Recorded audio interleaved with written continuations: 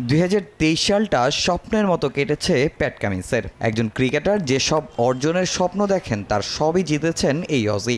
কামিন্সের নেতৃত্বে world test championship শিরোপার সঙ্গে বিশ্বকাপ ট্রফিও জিতেছে অস্ট্রেলিয়া। এবার 11 বছর পর অস্ট্রেলিয়ান ক্রিকেটার হিসেবে আরও এক স্বীকৃতি পেলেন কামিন্স।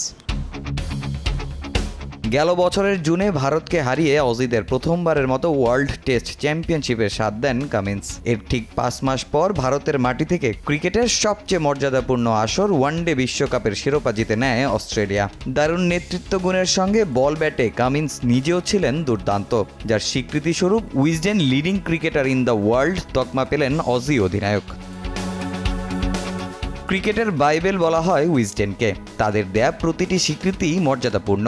2003 সাল থেকে বছরের সেরা ক্রিকেটারদের নাম ঘোষণা করছে উইজডেন। এর আগে টানা 4 বার ইংলিশ ক্রিকেটাররা পেয়েছেন Wisden's leading cricketer in the world স্বীকৃতি, যার মধ্যে 3 বারই পেয়েছেন ইংলিশ অলরাউন্ডার বেন স্টোকস। 1, 2, 3 ঢাকায় জমি জিতে নিন 100% ক্যাশব্যাক সহ 20 কোটি টাকার পুরস্কার। প্রথম 2 বছর এই স্বীকৃতি অর্জন করেন অস্ট্রেলিয়ান রিকি পন্টিং ও শেন ওয়ার্ন। এর 7 বছর বাদে 2012-তে উইজডেনের বর্ষসেরা ক্রিকেটার নির্বাচিত হন মাইকেল ক্লার্ক।